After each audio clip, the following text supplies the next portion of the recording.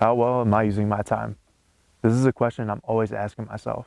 How we think, how we act, and how we feel is a direct correlation of how we're spending our time.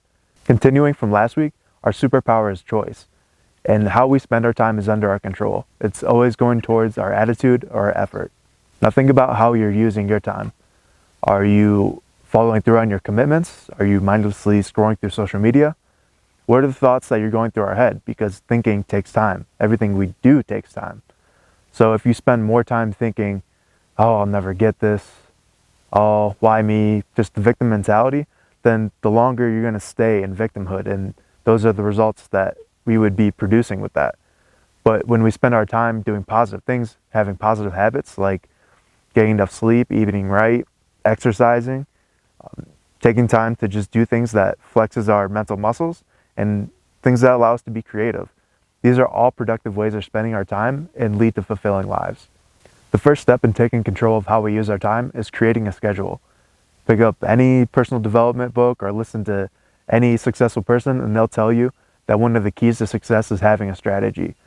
And we have the ability to build our own schedule, create a routine. Now I understand sometimes life gets in the way, but that's life. It doesn't need to be perfect. As long as we're sticking to somewhat of a normal routine, we're good to go. Now, typically I have my entire day planned out. Starting with the mornings, I wake up, I stretch, I drink some water, I go for a walk, I meditate, and then I get to work.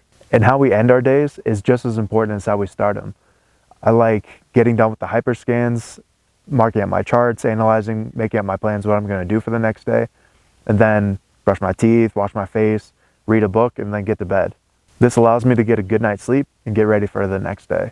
Usually when I'm performing not to the best of my ability or making wrong decisions, it's usually because I'm out of routine, and that just comes down to patience and discipline. But when I become aware that I'm off schedule, all I have to do is just pull out the piece of paper I have it written down and just get right back on track. It's also important not to put too much pressure on just one day. It's just one day and 1 week and 1 month and 1 year and 1 decade and 1 lifetime. And the only one that we need to focus on is the one that's happening right now. Now to think about it, most of the times when I'm depressed, I'm spending too much time thinking about the past. And when I'm anxious, I'm spending too much time thinking about the future. So spending time in the present moment is definitely the best option. So one more topic I'd like to cover real quick is what are the stories that we're telling ourselves about time? Now, do we think that we're running out of time or that we're just getting started? If we think that we're running out of time, we're going to rush. We're going to think we need to make deadlines right away. It's going to be boom, boom, boom, trying to go the fast way. And typically that just leads to burnout.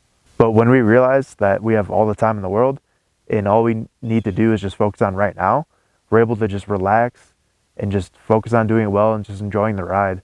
So below, I'm going to attach a template to a schedule that you can just fill out and it'll be done for you. Personally, I like handwriting it, but I want to make it easy for you guys.